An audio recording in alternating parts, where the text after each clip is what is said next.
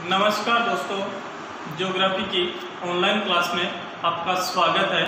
आज हम पिछली क्लास में जो अपन पढ़ रहे थे राजस्थान के जल संसाधन, उसमें अपन ने पहला सतही जल संसाधन के संदर्भ में पढ़ा था। राजस्थान में सतही जल संसाधन के प्रमुख स्रोत जो हैं नदियां हैं, झीलें हैं, तालाब हैं, नहर हैं। ये मुख्य रूप से राजस्थान के सतही जल संसाधन के प्रमुख क्या हैं, स्रोत हैं, जिनके संदर्भ में पिछली क्लास में अपन क्या कर चुके हैं, पढ़ चुके हैं। आज जो पढ़ने जा रहे हैं वो राजस्थान के जल संसाधनों का दूसरा जो भाग है, भूमिगत जल स्रोत, जल संसाधन, इनके संदर्भ में आज हम क्या करने जा रहे हैं, पढ़ने जा रहे हैं। तो बात करें, ये जो संसाधन है सदियों से, लंबे समय से जल प्राप्ति के प्रमुख क्या रहे हैं, स्रोत रहे हैं। अर्थात भूमिगत या भूमजल जो स्रोत हैं वो राजस्थान में कई वर्षों से जल प्राप्ति के क्या रहे हैं, मुख्य रूप से स्रोत रहे हैं। और वर्तमान में राज्य में लगभग कुएं और जो नलकूप हैं वर्तमान समय में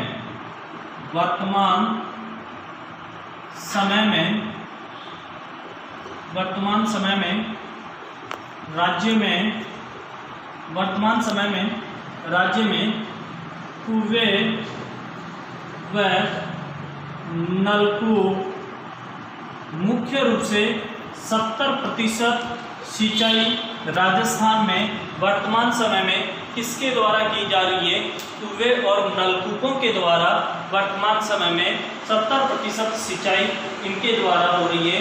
और राज्य की लगभग 70% पेयजल जो स्रोत हैं, उन पेयजल स्रोतों का मुख्य आधार भी किसे बताया गया है, भूमिगत जल स्रोतों को मुख्य रूप से क्या किया गया है, बताया गया है। तो ये बात कहें,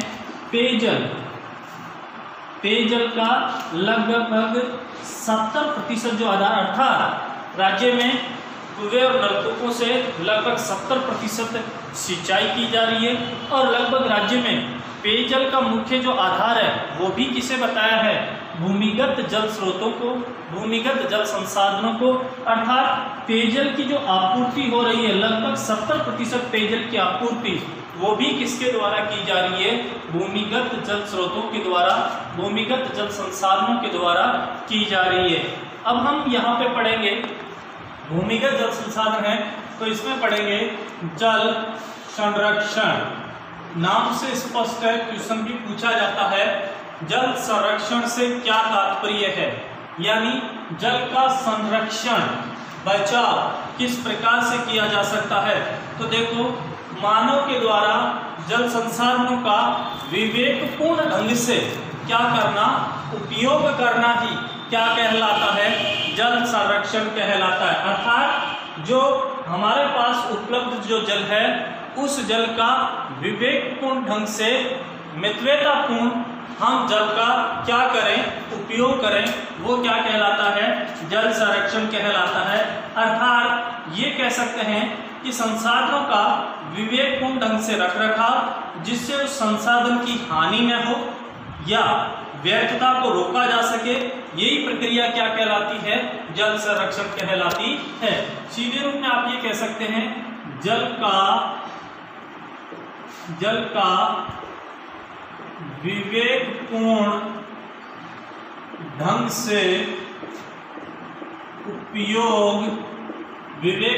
से उपयोग करना ही क्या कहलाता है, जल संरक्षण कहलाता है। ये इसकी परिभाषा, क्योंकि एग्जाम में क्वेश्चन पूछने लायक है। साथ ही हम बात करें, जल संरक्षण में नागरिकों, समाज और सरकार की भागीदारी होना क्या है, अत्यावश्यक है। अर्थात किसी एक व्यक्ति के द्वारा जल का क्या नहीं किया जा सकता, संरक्षण नहीं किया जा सकता। इसमें नागरिकों की भागीदारी, समाज की भागीदारी और सरकार की भागीदारी, इन सब की जब तक कोई भागीदारी सुनिश्चित नहीं होगी, तब तक क्या नहीं किया जा सकता, जल का संरक्षण नहीं किया जा सकता।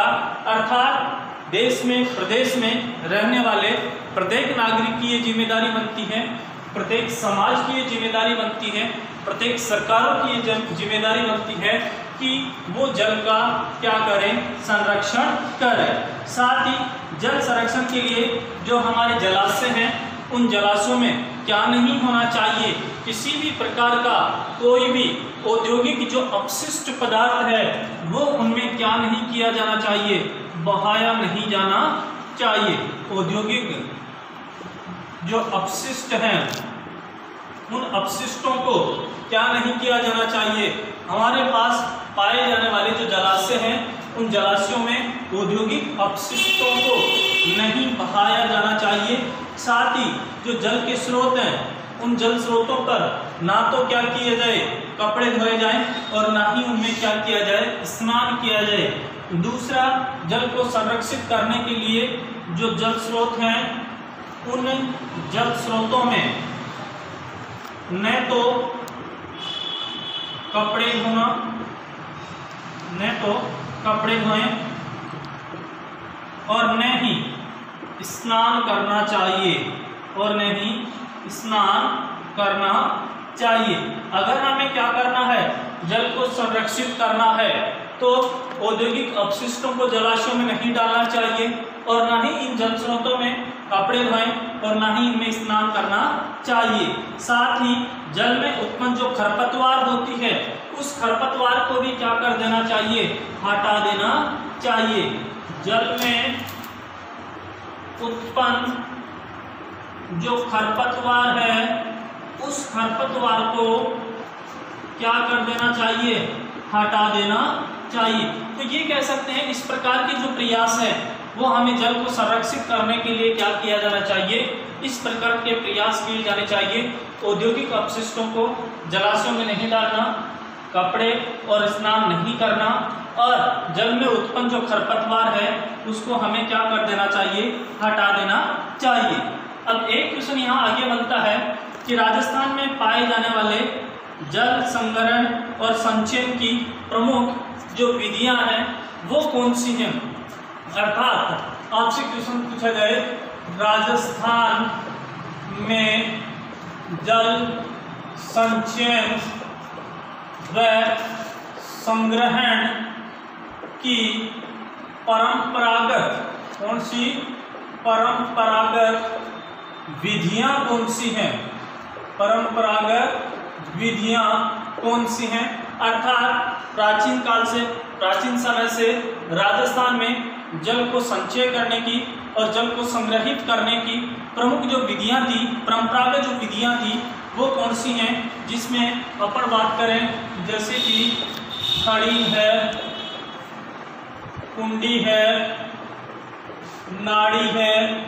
इसके अलावा अगर हम बात करें कुई है, जोहड़ है, तालाब है, कुई, जोहड़ और तालाब। याद रखना, अच्छा क्वेश्चन है कि राजस्थान में जल संचयन और संग्रहण की किन्हीं दो परंपरागत विधियों के क्या कीजिए, नाम लिखिए, जिसमें खड़ी, कुंडी, कुई, नाड़ी, जोहड़ और जो तालाब हैं वो राजस्थान में जल संग्रहण के परंपरागत क्या हैं, विधियां हैं। हमें परंपरागत जल संग्रहण के इन साधनों की क्या करनी चाहिए, सुरक्षा करनी चाहिए।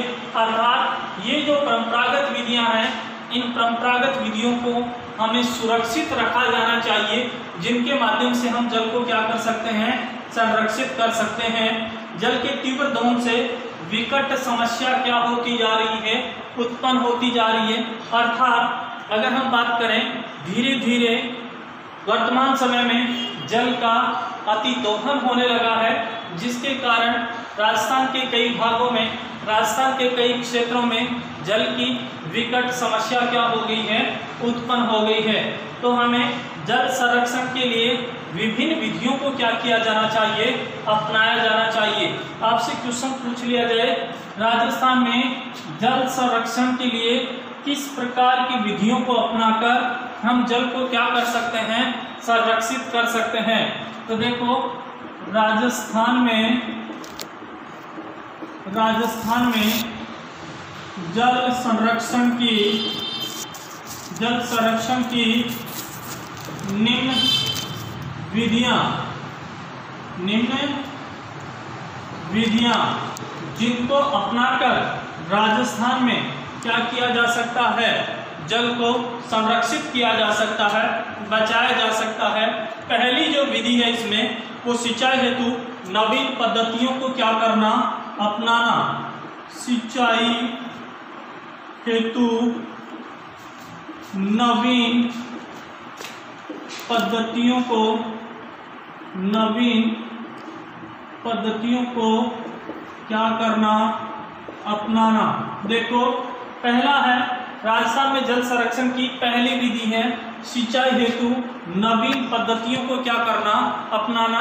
अर्थात कृषि कार्यों में सिंचाई के लिए अलग अलग नवीन जो पद्धतियां, जैसे बूंद बूंद सिंचाई पद्धति है, फव्वारा सिस्टम है, इस प्रकार की अलग अलग नवीन पद्धतियों को अपनाकर जल को हम क्या कर सकते हैं, संरक्षित कर सकते हैं। दूसरा, भूमिगत जल का क्या करना, विवेकपूर्ण उपयोग। भूमिगत जल का विवेकपूर्ण उपयोग करना। अर्थात हमें जो भूमिजल स्रोत हैं उन भूमिजल स्रोतों का सही ढंग से, विवेकपूर्ण ढंग से उपयोग करके हम जल को क्या कर सकते हैं, संरक्षित कर सकते हैं।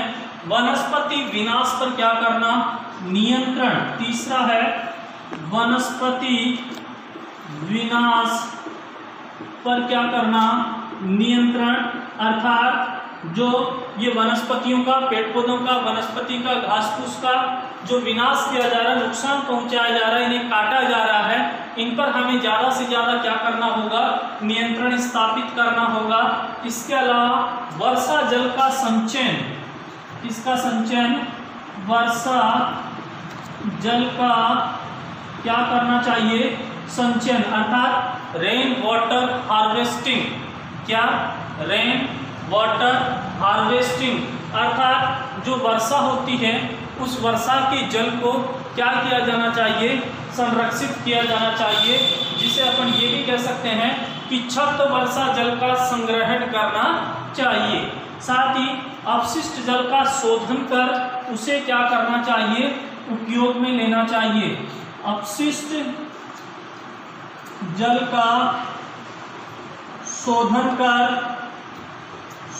कर उसे क्या करना चाहिए, उपयोग में लेने योग्य बनाया जाना चाहिए। अर्थात जो अपशिष्ट जल है उसे व्यर्थ में नहीं बहाया जाना चाहिए, अपितु उसका शोधन करके उसे काम में लेने योग्य बनाया जाना चाहिए। इसके अलावा बात करें कृषि पद्धति और फसल प्रतिरूप में क्या करना चाहिए, परिवर्तन करना चाहिए। अर्थात ऐसी कृषि प्रणाली अपनाई जानी चाहिए जिसमें जल का कम से कम क्या हो सके, उपयोग हो सके। इसके अलावा जो छोटे तालाब हैं, बांध है और एनीकट है आदि का क्या किया जाना चाहिए, निर्माण किया जाना चाहिए, जिसके माध्यम से जल को या वर्षा के जल को क्या किया जा सके, संरक्षित किया जा सके। तो ये राजस्थान में जल संरक्षण की ऐसी विधियां हैं जिनको अपनाकर राजस्थान में जल का क्या किया जा सकता है, संरक्षण किया जा सकता है। एक लास्ट नेक्स्ट क्वेश्चन है जिसका नाम है, ये कहें राजस्थान पत्रिका का अमृतम जल अभियान, अमृतम जल अभियान। देखो याद रखना, अमृतम जल अभियान किसके द्वारा चलाया गया, राजस्थान पत्रिका के द्वारा ये अभियान चलाया गया। और ये अभियान किससे संबंधित है, जल संरक्षण से संबंधित है। अर्थात अपन ये कह सकते हैं कि राजस्थान पत्रिका के द्वारा जल को संरक्षित करने के लिए एक अभियान चलाया, लोगों को जागरूक किया, किसके माध्यम से, अमृतम जल अभियान। अर्थात जल को किसकी महत्ता, अर्थात जल को यहाँ पे किस रूप में बताया गया है, अमृत के समान बताया गया है।